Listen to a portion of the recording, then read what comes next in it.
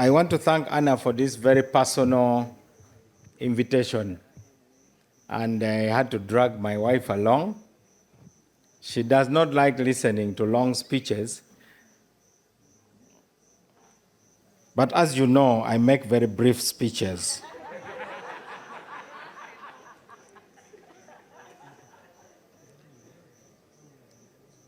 Finding the middle, I've added a subtext, the need for guardrails. You have talked about what the middle means. And if I were to summarize what the work of Anna and the Konrad Adenauer Stiftung is and has been, it's about building the guardrails for that middle. Basically, everything you are talking about, whether it is the media, political parties, you are really talking about how to defend the guardrails. Why? Because the middle is a very risky place. The easiest way to be run over is to walk in the middle in politics, because we live in a world of dualities. Pepsi, Coca-Cola. Now imagine if you are Reham soda or Kiri soda. Can you survive? KFC, Burger King.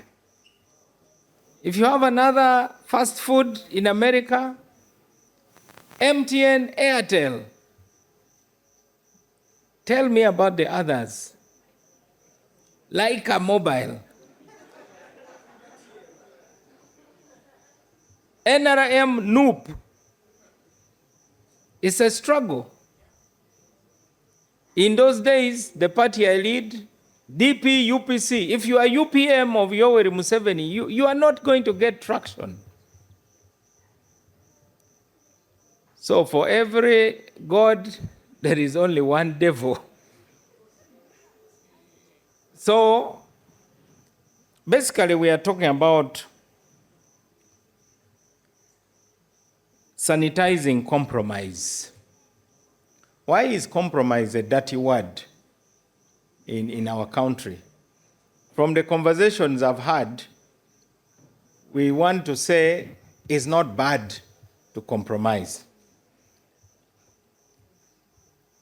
Anna, all these things are a tribute to the work you have done. Everything in life, whether it is a person, whether it is a castle, whether it is a nation, whatever it is, it has a life cycle. Even ideas, I dare say. We all have our morning. Every country has its morning. General Muntu was in the morning of the NRM government. What does the morning mean? I wrote here that the morning is about promise. Before the world interrupts,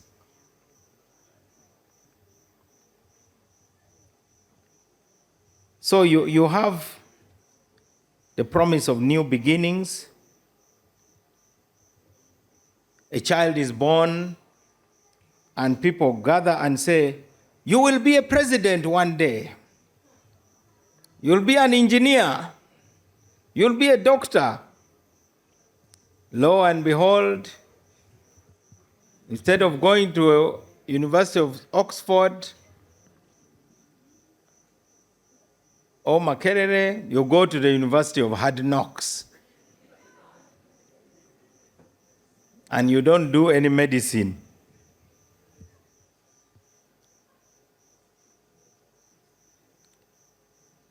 So, in this early stage, you lay the foundation. So basically, tonight we have talked about the cracks in the foundation of our country. All the statements made by the Right Honorable Winnie Kiza is about dealing with the cracks, the foundational cracks. The panelists also talked about the broken promises.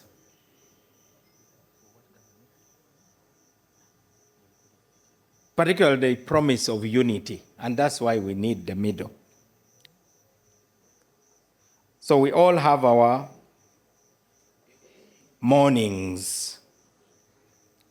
Then you come to the noon time. There's a steady sunshine, everything is bright. At that time, you start collecting some fruits. Now, to do that, you need a nurturing environment. So tonight, we pay tribute to the Konrad Adenauer Stiftung, Anna and the entire team for creating this nurturing environment. And of course, you are able to do that on account of your convening power. Just look at this tent. All sorts of us are here. So the convening power did not just erupt like a mushroom. So all human beings have the morning, they have the noon time. Then you have the evening. That is the point when you have two outcomes, fulfillment or despair.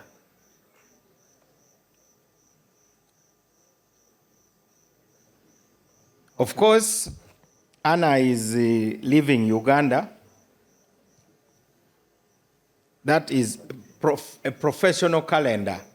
I'm sure she's not yet in the evening, even professionally. She's only departing Uganda. But all of us eventually depart the earth. So before you depart, then you start asking, how did I manage in the morning? What promises did I make to myself? Then you reach the noon time. Do you have a nurturing environment to grow and not to swell? The last few weeks have shown the difference between growing and swelling. I told you guys to stop serving cocktail.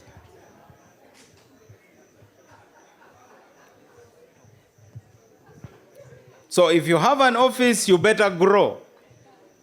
If you swell, you're likely to have a very bad ending. Swelling is not a good thing.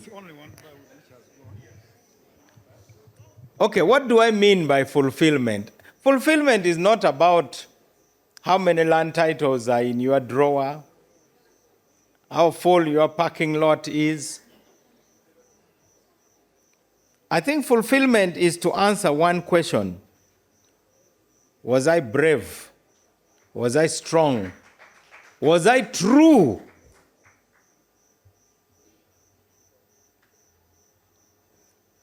To me, I always ask, did I give life my best shot? So, to the young people, you are in the morning. Seize the chance to look at everything with hope. But hope is not enough. You need determination. And sometimes determination requires you to disagree with your best friends, whether they are parents, no matter who they are.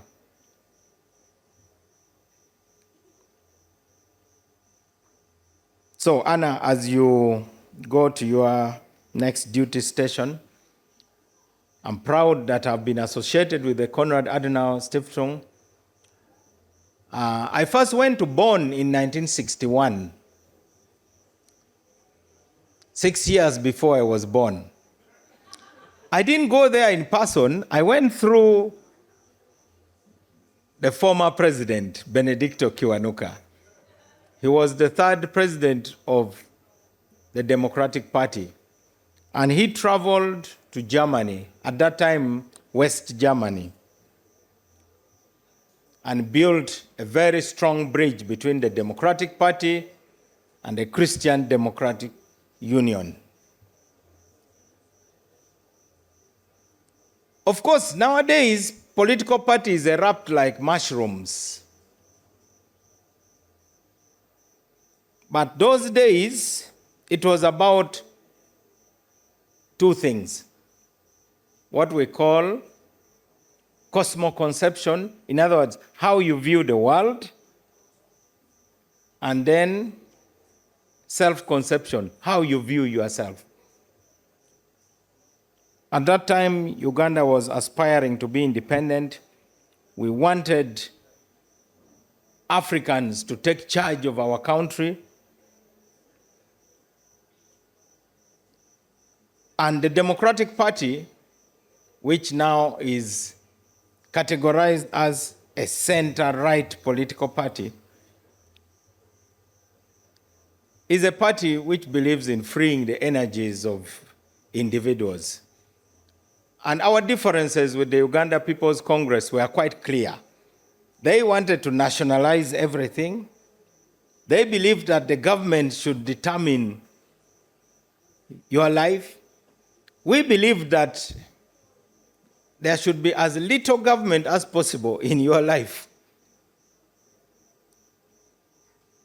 We also did not believe in so-called artificial equality, which actually undermines everything.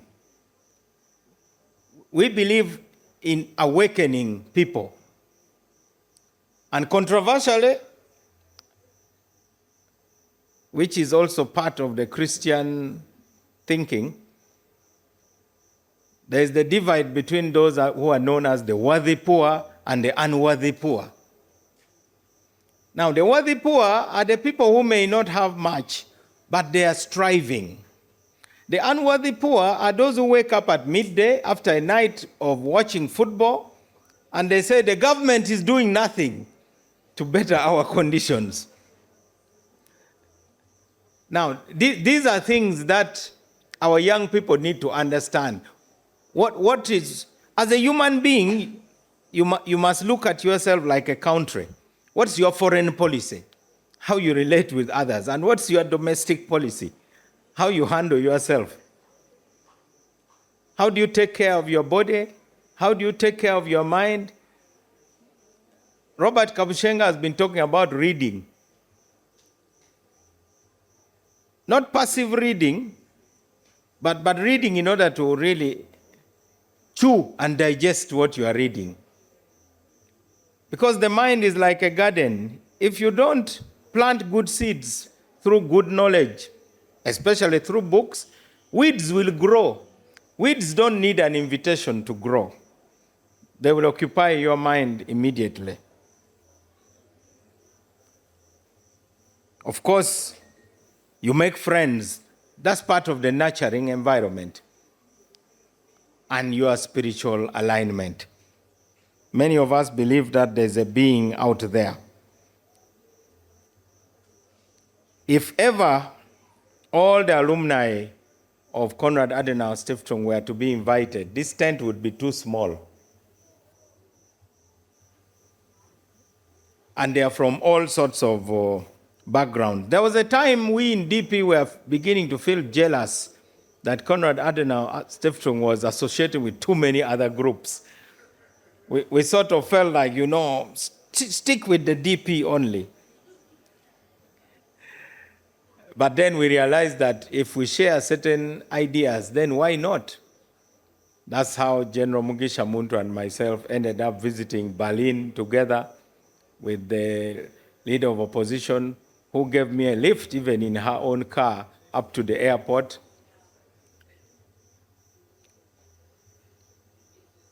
Finally, how do we guard this middle? This middle will not be guarded by just laws. This middle must be guarded by the citizens. I liked what was said here, which I would interpret as vigilance.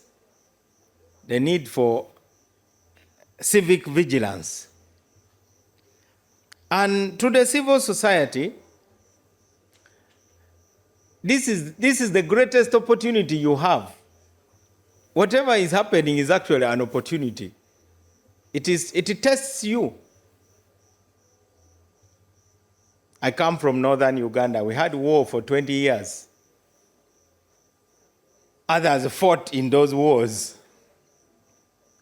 Some of us were merely running from the bullets.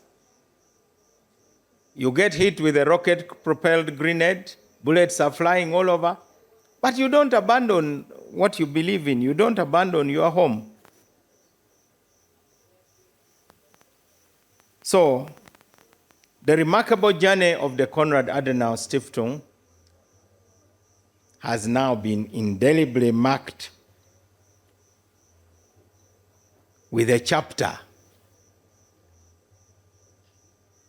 of the time of this lady we know as Anna Reismann. You have definitely put a big stamp. And now, like those characters in that well-worn tale of Troy,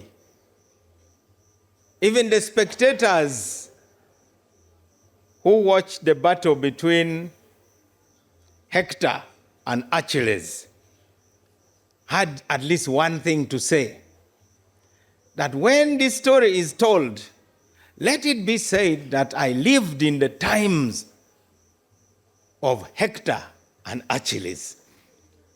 So many of you associating with Konrad Adenauer Stiftung will now be proud to say, yes, I was involved in some activities during the time of Anna. And that should give you a good feeling. As somebody, it's rare for somebody just to be known by one name, you know? Everybody calls her Anna. We have had many conversations. So tonight, as we talk about finding the middle, let's leave this place determined to guard that middle. I am still said to be a minister designate, and I'm already being given assignments. I have no apologies for the decisions I've made because they are mine. I believe in thinking for myself. I believe in making my own mistakes. And I believe that one day Uganda will have two big blocks, politically speaking. One will coalesce around the NRM, and another will coalesce around maybe NUP. And that's a good thing. The two blocks should contend, but the two blocks should trust each other enough not to fear losing to each other. Right now, the NRM's nightmare is losing to NUP. Because we have not yet laid that foundation. And if you want to know one reason why we must build guardrails around the middle, it is the fear of people you disagree with, either political groups or even tribes, so that we banish forever such phrases like, make sure those Bagandas don't get numbers. That is not a sign of power. That's a sign of fear. That's a sign of fear. But I end on a positive note that now that I'm back,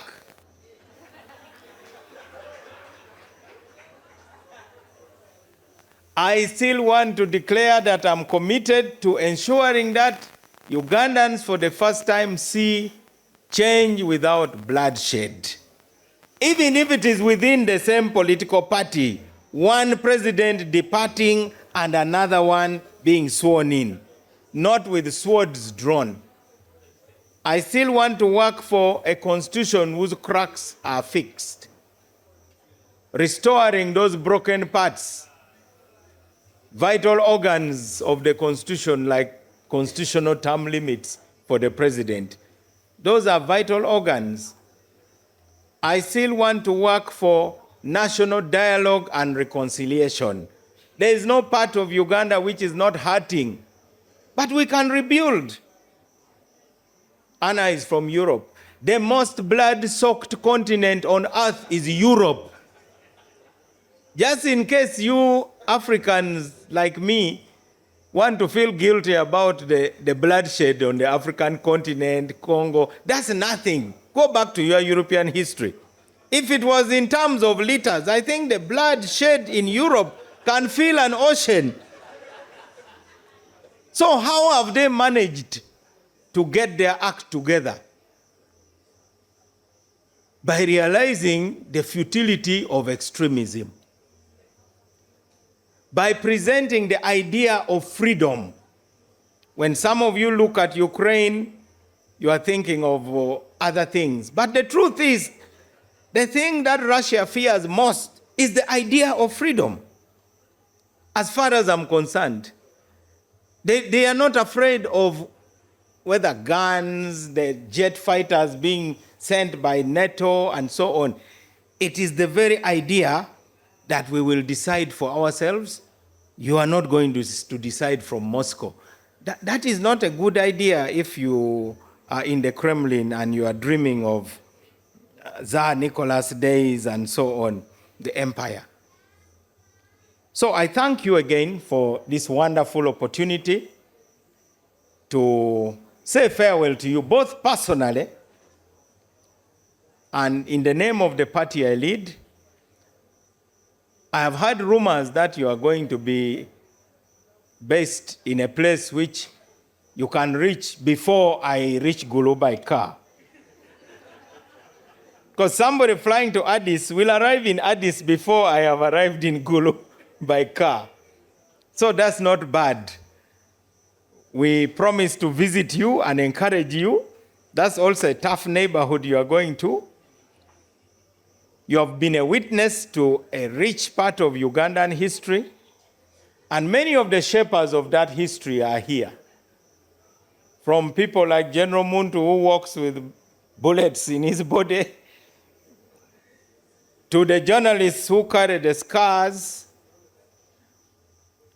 to people who have fought in parliament, literally.